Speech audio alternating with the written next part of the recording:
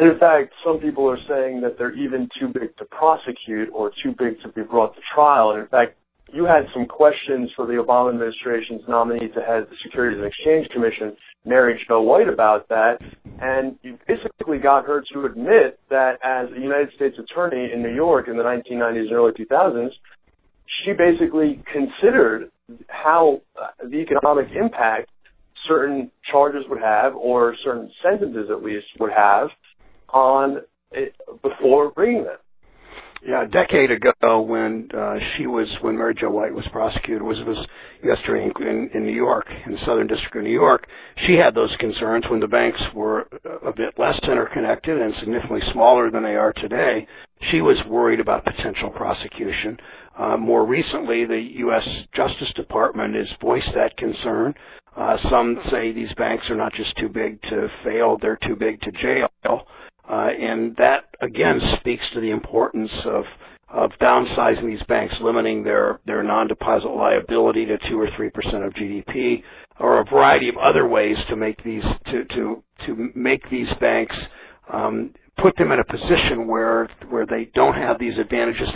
It's not just their economic power that these banks have. It's increasingly their political power, their ability to push Congress in a direction that I think is not in the national interest, and the impact and influence they have on the regulators and on rulemaking powers, where even though Dodd-Frank passed 3 years ago, all the rules are not yet written and implemented, and that speaks directly to the power that the banks have to sort of mold things in their own way.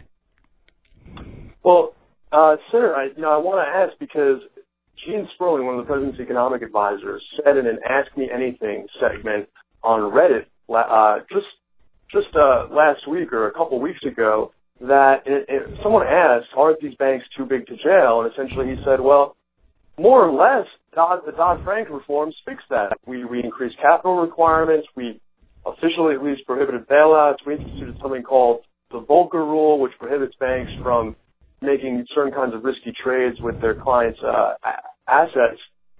A lot of people are wondering, didn't we already pass? Yeah, we passed Dodd-Frank, but Dodd-Frank is insufficient. The Volcker rules. The Volcker Rule is not yet written and implemented, in large part because of the bank's power and their ability to influence regulators in the rulemaking process.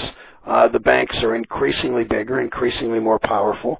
The administration has shown again that these banks too often have protection from liability, because the government seems to fear that if you prosecute some of these big banks for wrongdoing, even some of their executives, that it could reverberate through the financial sector and cause problems for the economy. That speaks directly to the fact that Dodd-Frank was a good start. I support it. I'd vote for it again, but it didn't do enough. It doesn't really protect the public in the way that it was promised.